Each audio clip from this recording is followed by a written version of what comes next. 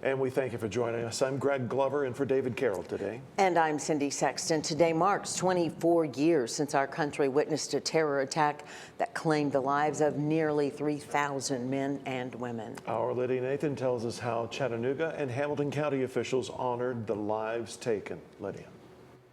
Greg, the attack started at 8:47 a.m. when the first plane hit the north tower of the World Trade Center. And at 9:03, the second plane hit the south tower. At 9:37, a plane hit the Pentagon. And at 10:03 a.m., United 93 plowed into the field in Pennsylvania.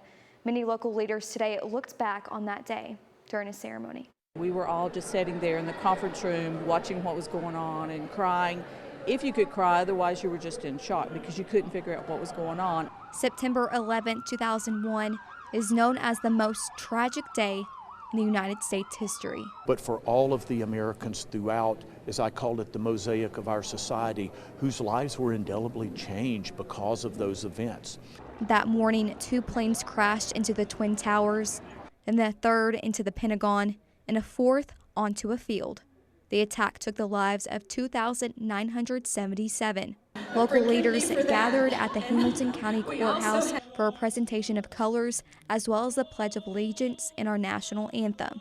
Chattanooga Mayor Tim Kelly spoke about the horrific day.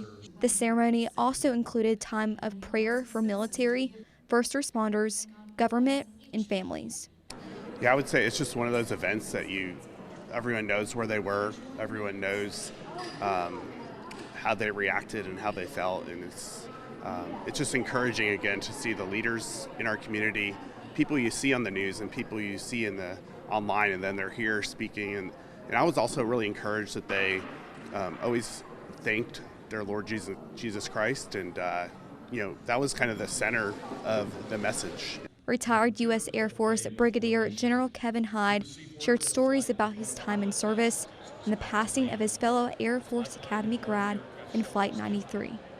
It may seem so terrible today that it is not recoverable, but it is not the only time in our history where we have faced deep divisions. And I believe, just like in the past, that American spirit and those who live and work in our communities will overcome, and the greatness of what binds us together will be better than that which tears us apart. The challenge for those who have lived through 9/11 is to make sure that future generations will never forget. Greg?